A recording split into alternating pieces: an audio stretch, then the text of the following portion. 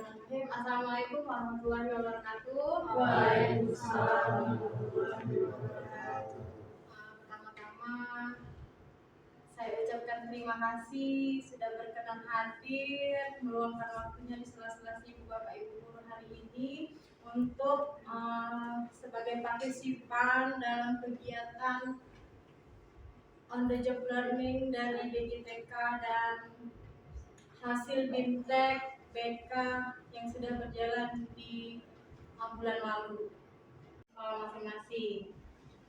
Dari 7 jurus itu kami kemarin mendapatkan yang pertama itu ada gali potensi, yang kedua itu ada eksistensi, kolaborasi, dan juga yang terakhir menata situasi.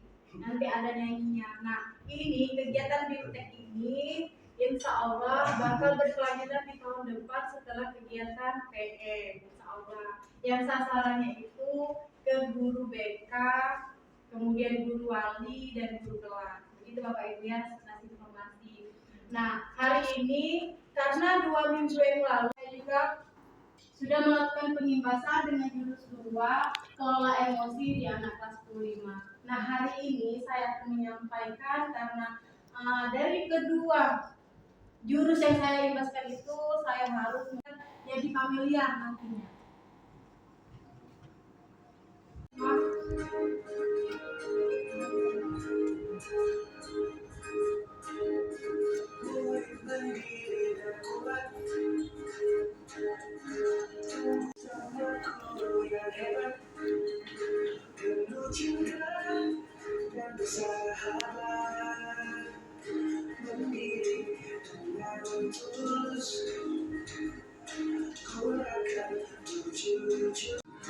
Jaga konsistensi, mencari koneksi, membangun kolaborasi, dan menata situasi.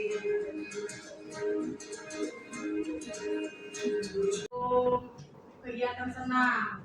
Jadi dengan adanya itu nanti anak-anak itu secara tidak langsung hafal ternyata BK itu ada 7 jurus yang harus kita pahami. Gampang, hanya 7 jurus, tapi kalau tidak dilakukan maka akan menjadi sulit. Dan kami BK ini tidak bisa bekerja sendiri tanpa kolaborasi dengan wali kelas, guru, wali asrama, semua stakeholder yang ada di sekolah ini. Begitu. Biar lama asal di kelas, jangan mondar-mandir keluar, itu sudah cukup. Nah, apa sih problemnya itu? Ternyata sudah saya kasih angket kemarin secara online, anak-anak yang totalnya 36 dan haji kemarin 34, mereka tidak satu pun tidak sejenis gaya belajar yang mereka punya.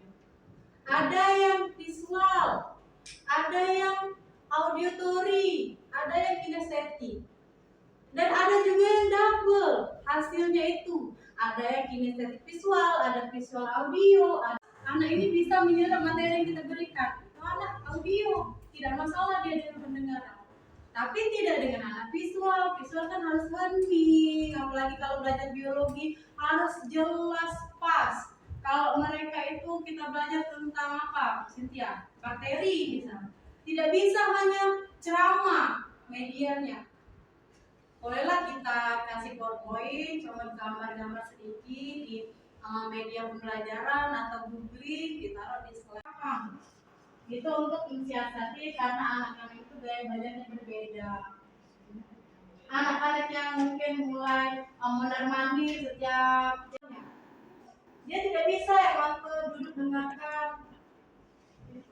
Jadi teman-teman semua dari pembelajaran itu maksud kami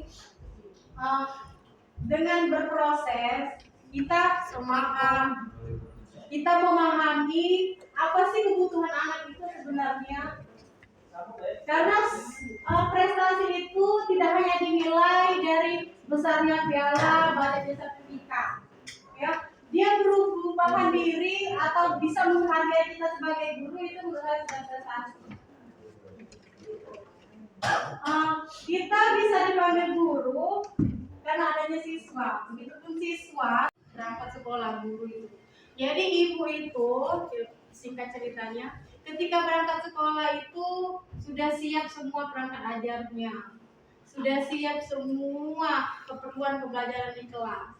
Karena dia dari sekolah, dari rumah ke sekolah itu mengendarai motor, sama seperti saya. Jadi pertengahan perjalanan itu dia ini ada kendala untuk motornya.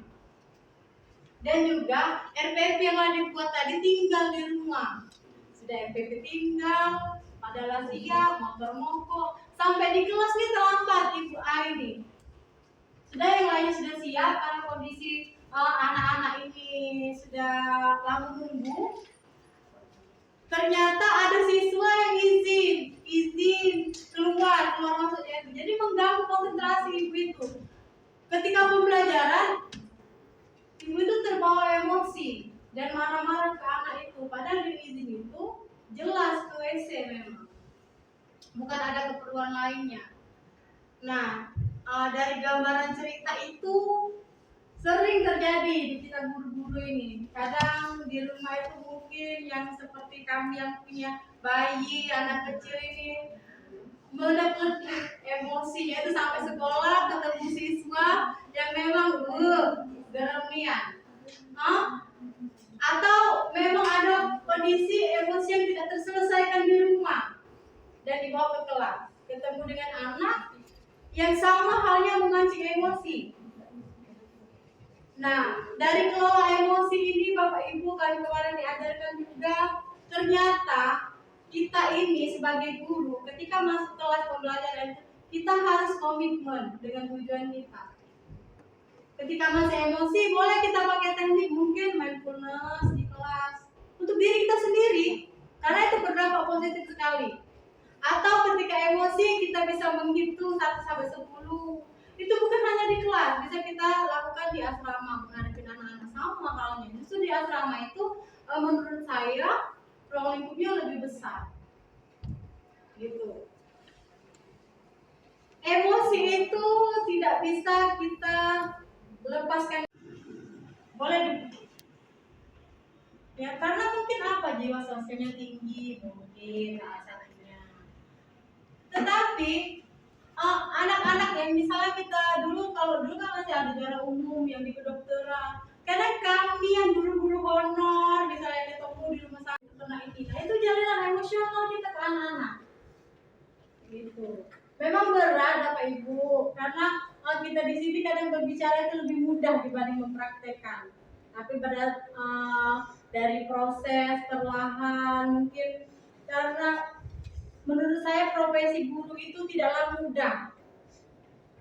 Banyak sekali cobaan apalagi di awal-awal kita meniti karir sebagai guru. Ya.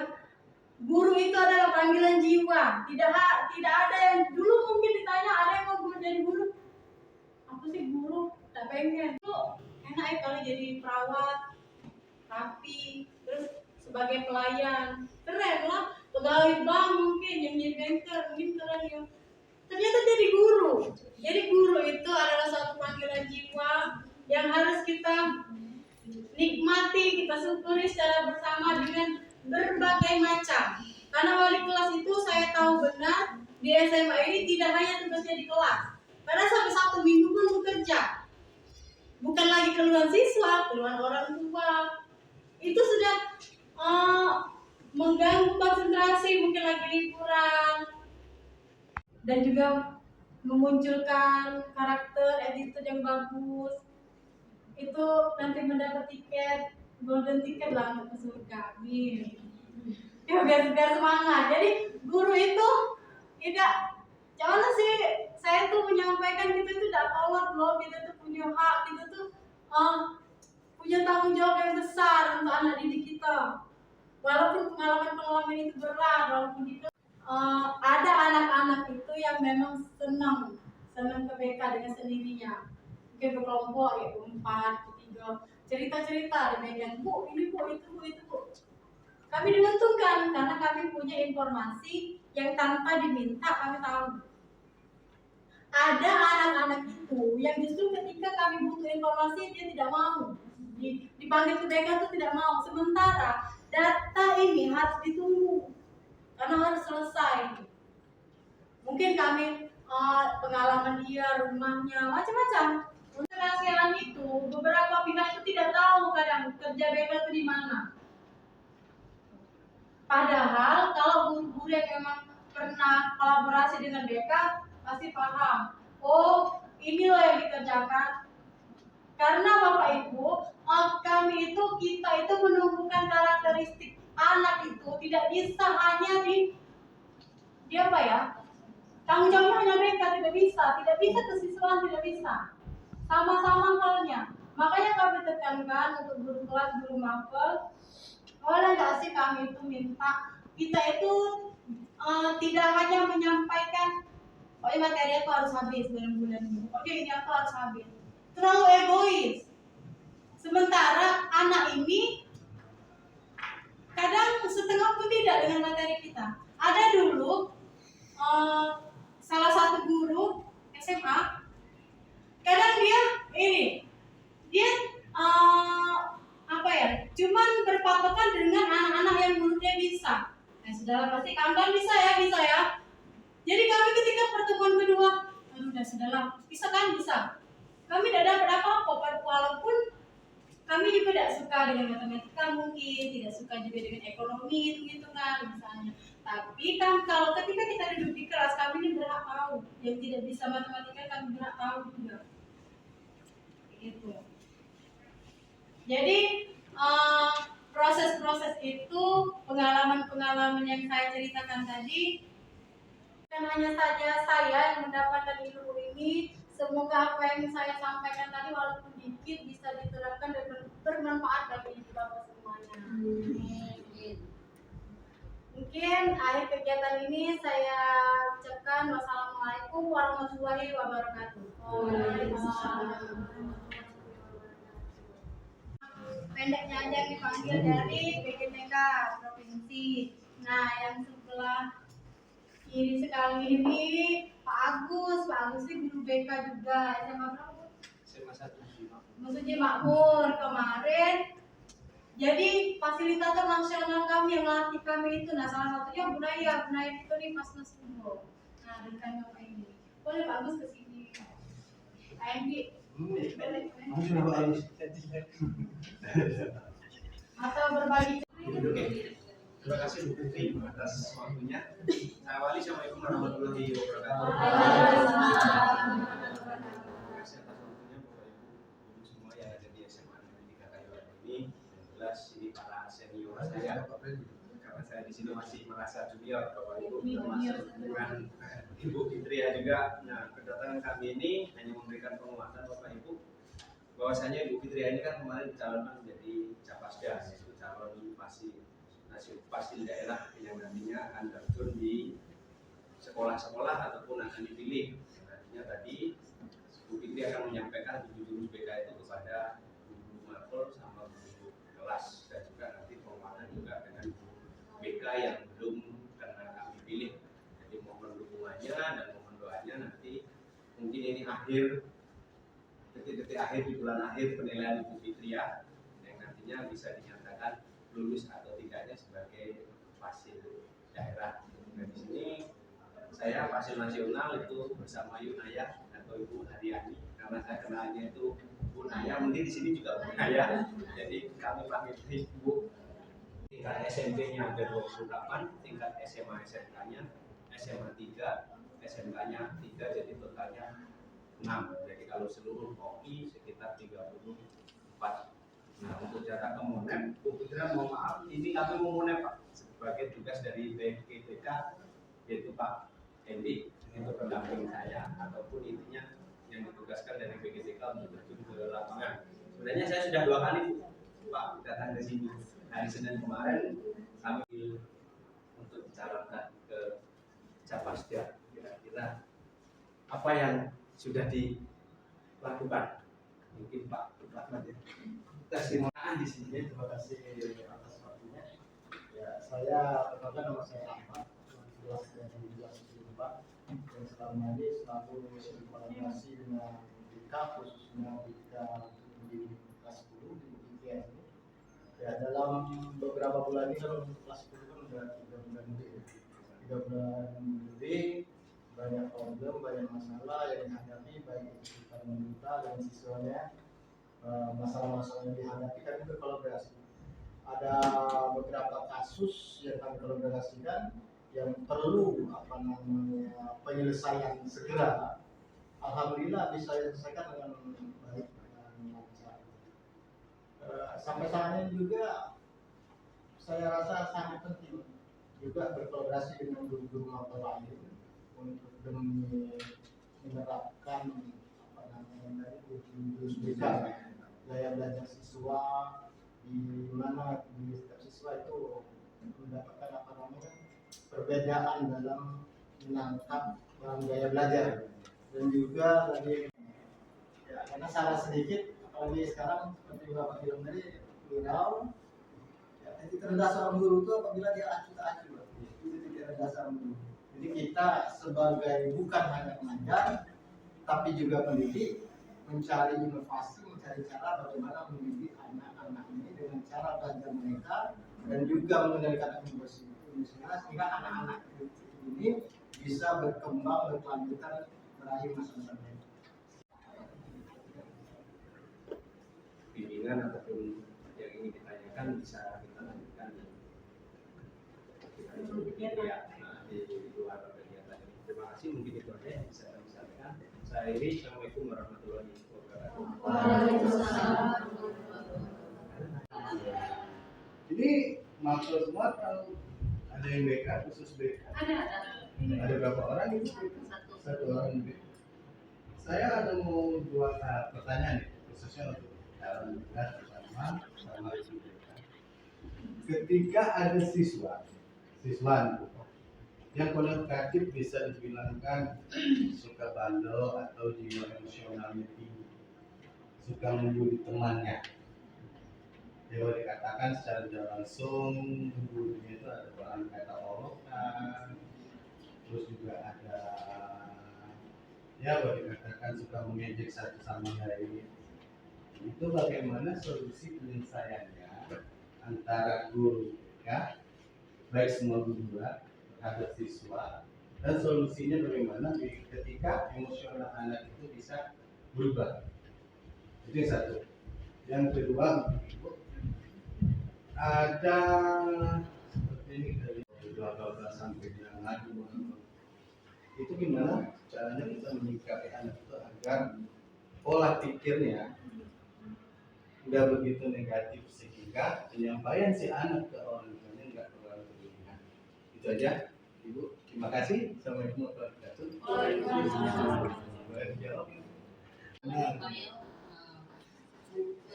Selagi kita di sini Pak, kita dulu pernah ada kegiatan apa tuh yang bullying itu Ya, bebas bullying. PPPK.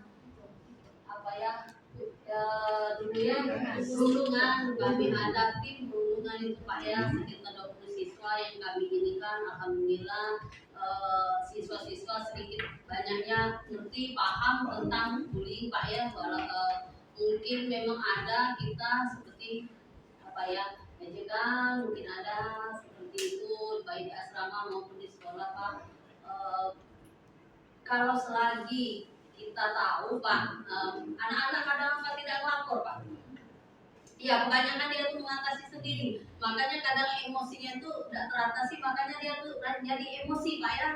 Selagi kami tahu kadang ada bisikan dengan temannya, Bu, yang anak ini dikatai Bu, dikatainya kok, dikatai mungkin kita ambil contoh gendut misal Pak, kita Bu, ini gendut anak ini katanya. Jadi ya Pak, mungkin salah satu kami BK ya kami panggil apa titik masalahnya, bagaimana bullying itu sejauh mana dia membullying anak itu, kita panggil Pak satu persatu. Sudah kita tahu kronologisnya, terus kita duduk bareng kan Pak, kita mediasi Pak, kita cari solusinya apa, kenapa atau bagaimana atau apa yang dikatakan atau bagaimana. Mungkin setelah itu kita tahu titik masalahnya, oh anak ini cuma apa bagi kita pedesan. Kebanyakan Pak seperti itu, kami ini cuma bercanda Bu, kami ini akrab. Nah gitu ya. Tapi yang ini dia tidak mungkin dia ngerasa ya kita kan berbeda-beda Kak ya. Mungkin dia ngerasa memang yang ini biasa sudah oleh kami akrab. Bukan itu jangan ya Bu, oleh kami akrab. Oh, udah tahu maaf deh kalau kamu hati. Nah, itu kadang kan dia sendiri Pak yang menyelesaikan. Kita cuma mediasi di situ. Mungkin sejauh seperti itu, tapi kami juga setelah dia minta maaf sesama dia tahu oh aku salah. Kami kasih penguatan Pak, sesudah itu kami kasih penguatan. Mereka memang kebanyakan Pak beli di sini kadang teman akrab. Anggap dia biasa. Itu sering terjadi di sekolah. Di sekolah sini Ya. sering Pak, tapi ranahnya mungkin ranah tadi Nggak tidak terlalu jauh, serius. tidak serius itu. Candaan bagi mereka, tapi ngerasa dia ini ngerasa candaan itu lebih menyentuh mungkin Pak ya. Tapi setahu saya selagi saya ini mereka itu sama-sama mereka jadi mereka paham dia nggak tahu itu bullying. Oh itu sebagian dari bullying Bu yo. Nah saya itu paham kurang paham yang seperti itu kalau dari saya mereka memang bocor atau ngapa. Warahmatullahi wabarakatuh. Jadi Pak, menanggapi kasus yang lagi viral ini yang soal merokok ini, kalau di kami Pak ya di SMA 3 ini hampir halnya sama. Anak-anak itu kadang ada juga yang ngarahnya ke sana juga. Jadi antisipasi kami dari awal Pak, dari MPLS itu wakil kesiswaan kami itu membuat draft pelanggaran beserta sanksi. Itu dibagi ke wali kelas, ke guru BK, dan juga disosialisasikan ketika MPLS. Anak-anak, ini loh pelanggaran-pelanggaran yang harus kita hindari. Karena